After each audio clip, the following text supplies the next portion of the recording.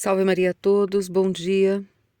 A mulher, sua missão segundo a natureza e a graça, a atuação da mulher.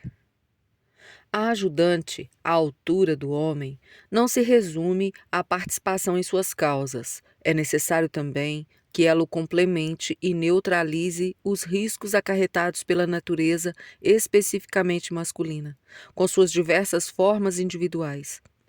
Cabe a ela cuidar com todo o empenho que ele não se perca completamente em seu trabalho profissional, que sua humanidade não se atrofie e que não descuide de seus deveres de pai de família. Ela estará tanto mais à altura dessa função, quanto mais amadurecida estiver a sua própria personalidade, e isso exige que ela não se perca a si mesma na convivência com o marido, que desenvolva antes seus próprios dons e poderes. A função da mãe em relação aos filhos se assemelha àquela da esposa em relação ao marido, com a diferença que a função de mãe exige, sobretudo, cuidados, incentivos e orientação. Só aos poucos ela poderá passar à posição de companheira em relação aos filhos já adultos. De um lado, exige-se da mãe ainda mais empatia, porque ela precisa identificar dons e forças ainda inconscientes, antecipar algo que ainda não é, mas que quer vir a ser. Por outro lado, é maior a possibilidade de influenciar, porque a alma infantil se mostra ainda maleável e se manifesta mais facilmente e com mais sinceridade, porque ainda não se defende das influências externas. Mas tudo isso aumenta também a responsabilidade. A missão de levar ao desenvolvimento mais puro e perfeito possível a humanidade presente no marido e nos filhos pressupõe na mulher uma atitude de serviço desinteressado de si. Ela não pode considerar os outros como propriedade sua, como meios para seus fins, e sim como um bem que lhe foi confiado. Para tanto, é necessário que veja neles criaturas de Deus, das quais lhe cabe cumprir uma santa missão. O mero desenvolvimento da natureza que Deus lhes deu já é uma missão santa. Em medida muito maior, se pode afirmar isso em relação à formação para o céu, em que vemos a missão sobrenatural da mulher. Cabe-lhe acender ou avivar no coração do marido e dos filhos a centelha do amor de Deus. Ela só poderá cumprir essa missão na medida em que ela própria se entenda e se prepara como instrumento de Deus. Ainda veremos como se pode realizar esse desígnio. Não deve ser difícil citar mulheres que, nas mais diversas profissões, chegaram a realizar feitos extraordinários, mas isso não provaria que se trata de atividades específicas da mulher. Nem toda mulher incorpora perfeitamente o modo feminino de si. As individualidades não são apenas diferenciações do ser feminino. Muitas vezes trata-se de aproximações ao ser masculino que possibilitam o exercício de atividades que não podem ser consideradas tipicamente femininas. Se a tarefa específica da mulher consiste na preservação e no desenvolvimento da vida humana e da humanidade, então podem ser vistas como profissões especificamente femininas aquelas em que essa atuação é possível, também fora do casamento. Não pretendo aqui falar da atividade da mulher solteira em casa, onde ela assume os deveres de dona de casa como uma sua substituta ou ajudante. Naturalmente, estamos aí diante de uma atividade tipicamente feminina, mesmo que uma tal posição na casa seja acompanhada de dificuldades especiais e, sob muitos aspectos, de outras exigências diferentes daquelas da dona de casa. Convém esclarecer mais a importância das profissões extra-casa, que durante muito tempo eram controvertidas e só aos poucos se tornaram acessíveis às mulheres graças à luta do movimento feminista. Revelou-se como campo promissor da atividade genuinamente feminina a profissão de médica, sobretudo em clínica geral, ginecologia e pediatria. Havia muitas objeções contra a admissão a esta profissão, uma vez que o curso de medicina põe as moças em contato com muitas coisas que se costumava esconder delas. E porque o próprio estudo, e mais ainda o exercício da profissão, exige um esforço extraordinário do corpo e dos nervos. Certamente se faz necessária uma estrutura física e psíquica especial, que vai além daquele amor à profissão que se exige em qualquer atividade para superar as dificuldades que lhe são inerentes. Uma vez preenchidas essas condições, caem por terra também as objeções. Naturalmente, é de uma beleza comovedora a pureza inocente que nem desconfia dos lados obscuros da natureza humana, e ficamos gratos quando nos deparamos com ela. Mas quantas mulheres que em tempos passados puderam ser preservadas deste estado até o casamento, o que hoje se tornou quase impossível. Se viram no casamento de repente privada de seus ideais da maneira mais cruel.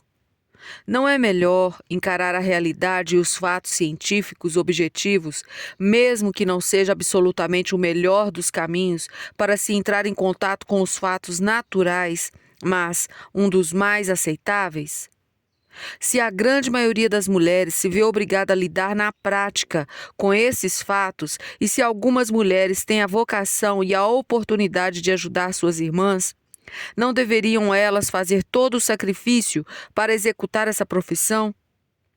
A experiência mostra que isso acontece em grande escala. Com satisfação, constatamos que as mulheres, depois de uma certa desconfiança inicial, em geral, preferem ser atendidas por mulheres do que por um médico.